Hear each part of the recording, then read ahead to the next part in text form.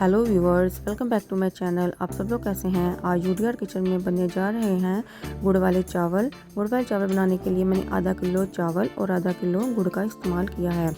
थोड़े से dry fruit. चले बनाते हैं गुड़ वाले चावल। पहले मैंने चावलों को अच्छी तरीके से धो लिया है और धोकर इसे भीगने के लिए रख दिया है।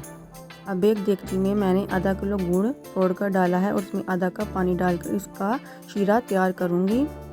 गुड़ खून की कमी को दूर करने में मदद देता है और जिस्म में हेमोग्लोबिन की मिकदार को बढ़ाता है। गुड़ हाजमे को बेहतर बनाता है और मैदे में होने वाली तेजाबियत को भी कम करता है। इसलिए सर्दियों में गुड़ का इस्तेमाल ज़रूर करना चाहिए। अब देखें, हमारा शीरा भी तैयार हो चुका है।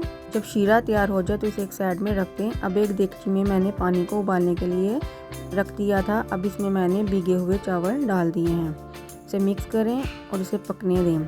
मैंने चावलों को 90% पकाना है। जब चावल 90% पक जाए तो इसका पानी निथार लें। अब उसी बर्तन में आधा कप घी डालें और इसमें 6 से 7 इलायची के दाने सौंफ डालकर इसे थोड़ा सा कड़कड़ा लें और इसमें गुड़ का शीरा छान कर डाल दें। अब इसमें ड्राई फ्रूट डालने हैं, किशमिश, नारियल, अखरोट, बादाम और पिस्ता। जो ड्राई फ्रूट आपको पसंद है वो आप डाल सकते हैं। जब एक उबाल आ जाए तो इसमें उबले हुए चावल डाल दें। चावलों को आस्ता आस्ता से डालना है।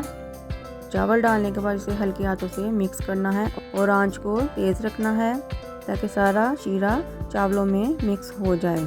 जब चावलों में शीरा मिक्स हो जाए तो इसके ऊपर एक लीमू स्क्वीज़ कर दें और इसे ढककर 15 मिनट के लिए दम पर रख दें। 15 मिनट बाद आंच को बंद कर दें और 5 मिनट इसे मज़ीद ढका रहने दें। देखें कितने मज़ेदार हमारे चावल तैयार हुए हैं। अब इसे मिक्स करें। कितने खिले खिले चावल बने हैं, आप इसकी लुक चेक कर सकते हैं। अब मैं इसे सर्व करती हूँ। आप इसे ज़रूर बनाकर ट्राई करें। अगर आपको मेरी रेसिपी अच्छी लगती है तो मेरी वीडियो को लाइक और शेयर करें और मेरे चैनल को सब्सक्राइब करें।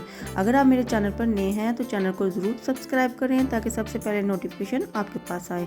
आप कमेंट में बताएं कि आपको गुड़ वाले चावल कैसे लगे हैं। आप अपनी दुआओं में याद रखें। शुक्रिया।